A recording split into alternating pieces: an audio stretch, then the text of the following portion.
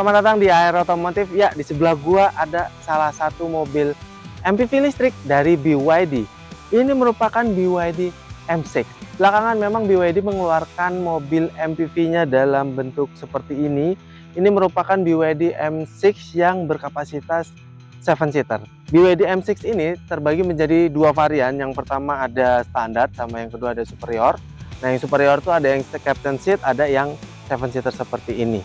Kalau berbicara desainnya, kalau menurut kami bentuknya lebih mirip seperti Dolphin ya, ketimbang BYD. Dolphinnya dengan bentuk lampu-lampuan yang cukup menarik, menawan, dan sisi lampuannya semuanya mobil ini sudah dilengkapi LED dan dihiasi sama warna silver di atas sini yang ada tulisan BYD-nya ini. Nah, di bawahnya sini dia memang tidak ada fog lamp-nya, tapi di bawah ini ada hiasan krum-kruman di pojokan sini, kemudian lips yang dia berwarna sewarna body. Nah, mobil ini dilengkapi dengan kamera 360, kameranya seperti biasa ada di depan, di belakang, di atas plat nomor, sama di spion kanan kirinya. Mobil ini punya dimensi yang layaknya sebuah MPV, karena dia punya panjang sekitar 4,7 meter, lebarnya tuh sekitar 1,8 meter, dan tingginya tuh nggak nyampe 1,7 meteran. Nah, mobil ini bermesin listrik. Kita buka coba moncongnya ini.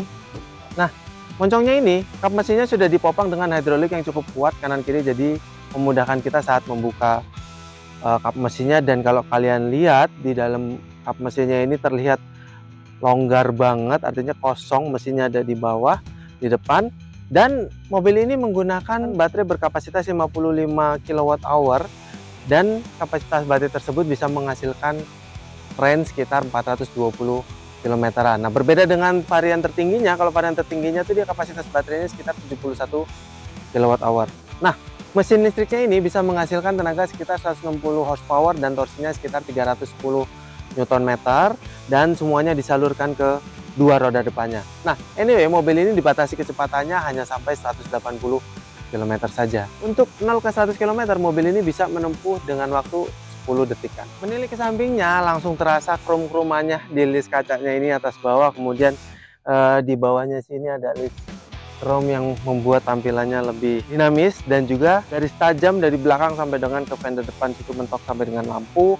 Kemudian untuk handle-nya dia ya sewarna body dan spion yang sewarna body juga, dan ini ada lampu sen di spionnya situ. Untuk velgnya dia menggunakan velg berukuran 17 inch dan velgnya itu berwarna two-tone. Kemudian velg tersebut dibalut ban berukuran 225/55 ring 17, dan untuk sistem pengereman di keempat rodanya sudah dilengkapi dengan disc. Menilik ke belakangnya bentuknya sangat MPV sekali. Ini garis chrome dari situ ke sini nyambung di lampunya ini, dan disc chrome juga ada di bawahnya sini. Yang di sini ada reflektor 2 biji kanan kiri dan sensor parkir. Di belakang sini ada 4 titik. Kemudian kamera belakang tuh ada di atas plat nomor sini. Di belakang sini paling tidak ada hiasan-hiasan emblem yang banyak, paling sini tulisan BYD, ini EV, dan sebelah kanannya tuh BYD M6. Kaca belakangnya dia sudah dilengkapi dengan defogger yang ada wiper bergerak 180 derajat, spoiler yang terintegrasi sama lampu rem, antenanya dia sudah shark fin. By the way, dia tuh sebenarnya ada tombol buat buka bagasi. Di sini tulisannya pencet 2 kali. Jadi gua pencet 2 kali itu dia cuman buka doang dan nggak naik secara otomatis, karena memang mobil ini belum dilengkapi dengan power tailgate. Nah, kita tinggal buka aja. Dan kalau kita lihat bagasinya tidak terlalu besar ya, karena memang ini sebuah MPV, jadi row-nya ada 3 dan bagasinya nggak begitu besar. Nah, kalau kalian merasa bagasinya kurang gede, kalian bisa lipat bangku belakang 50-50 nih, sehingga lantai bagasinya jadi rata lantai dan bagasi kalian dapat lebih besar lagi. Nah, di bawah lantainya ini dia ada tempat penyimpanan toolkit dan ada repair kit. Di sini semuanya sudah lengkap, jadi kalian bisa naruh sesuatu di sini, jadi bagasi kalian bisa terlihat lebih rapi.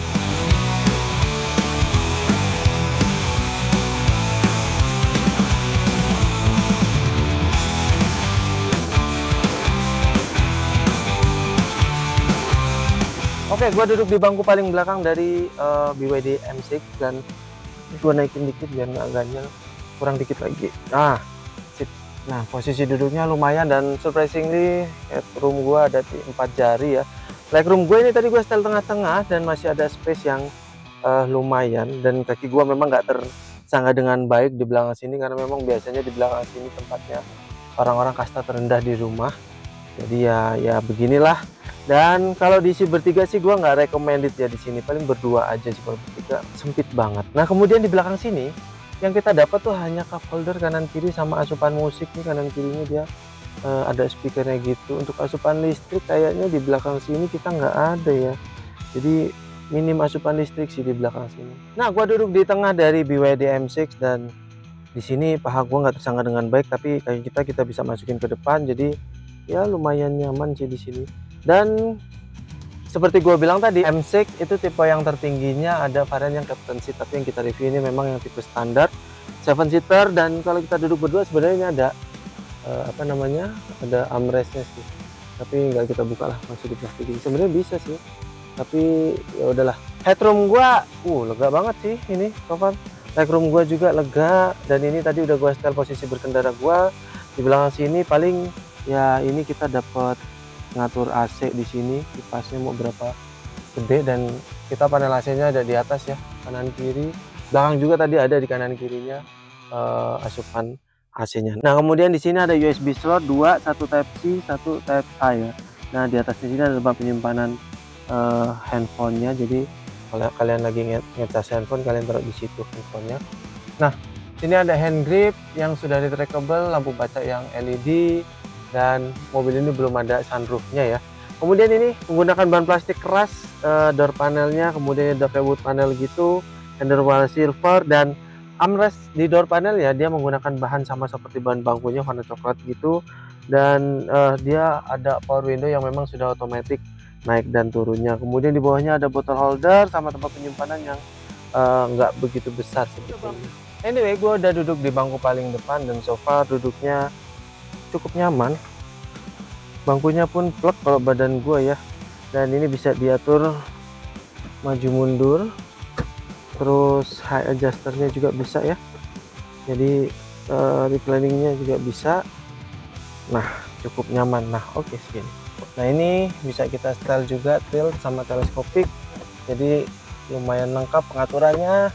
Kemudian kita bahas satu persatu yang ada di depan sini. Bahan dashboardnya menggunakan plastik keras ya, keras nggak ada yang empuk dashboardnya.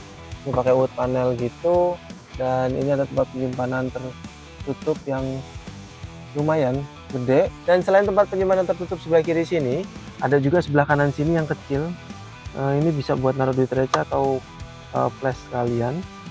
Nah kalau kalian lihat ya detailing dari apa namanya, dashboardnya BYD M6 ini bener-bener sebuah desain dashboard sebuah MPV, dan bahkan menurut gua tampilannya ini kayak sebuah MPV internal combustion. Jadi masih terlihat seperti mobil konvensional, tapi untuk entertain sistemnya ini dia sama seperti mobil-mobil BYD-nya, bisa diputar-putar lewat tombol yang ada di setir sini, atau kalian juga bisa memutar-mutar entertain sistemnya lewat tombol yang ada di monitornya situ. Nah di tengah sini itu dia cuman ada panel AC doang kanan kiri, karena di bawah entertain sistemnya sini sama sekali nggak ada pencet-pencetan.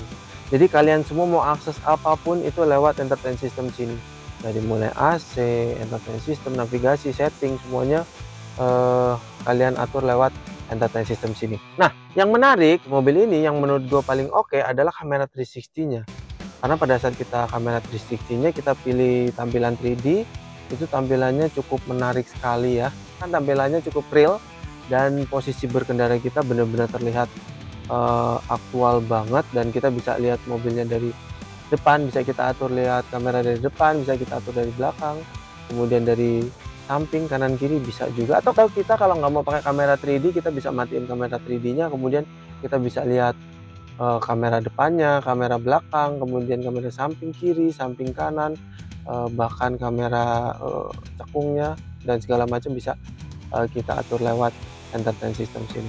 Jadi sebenarnya kalau menurut gua di mobil ini itu yang paling menonjol adalah kamera 360 nya. Oke, balik lagi ke tengah sini. Di tengah sini ada NFC, karena memang kartu ini dapat kartu ya kalau nggak salah.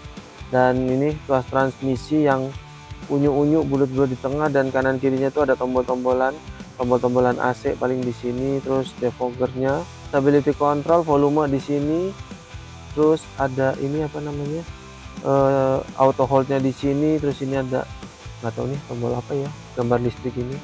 Oh dia mau pakai energi listrik standar atau mau pakai large ya. Nah, mobil ini mode berkendaranya tuh ada 3. Yang pertama tuh ada normal, kemudian ada eco, sama ada sport. Jadi ada 3 mode berkendara.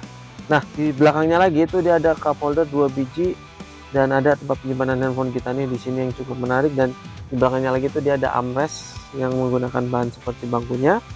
Dan kalau kita buka armrest ini adalah di tempat penyimpanan yang lumayan besar dan ada USB slot 2 biji Type A sama Type C. Nah, Type A-nya tuh bisa buat connectivity ke entertainment system sini. Nah, anyway di entertainment systemnya sini dia sudah bisa terkoneksi sama Android Auto dan Apple CarPlay ya.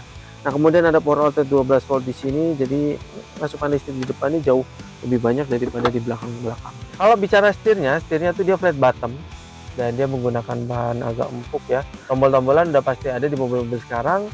Sebelah kanan buat entertainment system, sebelah kiri buat MID, cruise control dan segala macamnya. Kalau kamera 360 ini sebelah kiri, dan ada tombolnya sebelah kiri buat puterin entertainment systemnya. Nah, kemudian di belakang-belakangnya sama seperti biasa, ada wiper-wiperan sebelah kiri, lampu-lampu sebelah kanan, dan instrumen clusternya tuh sama seperti mobil konvensional, bentuknya masih jarum-jaruman, bulat-bulatan kanan kiri, dan MID-nya di tengah yang informasinya cukup banyak. Nah, di tengah sini dia ada spion tengah, dan ini ada lampu baca banyak, udah LED ya, dan banyak banget modelnya. Kemudian ini ada tempat penyimpanan kacamata masih disematkan, dan kanan kiri sun visor ada kacanya dan ada lampunya nih, kalau kita mentokin tuh ada lampu.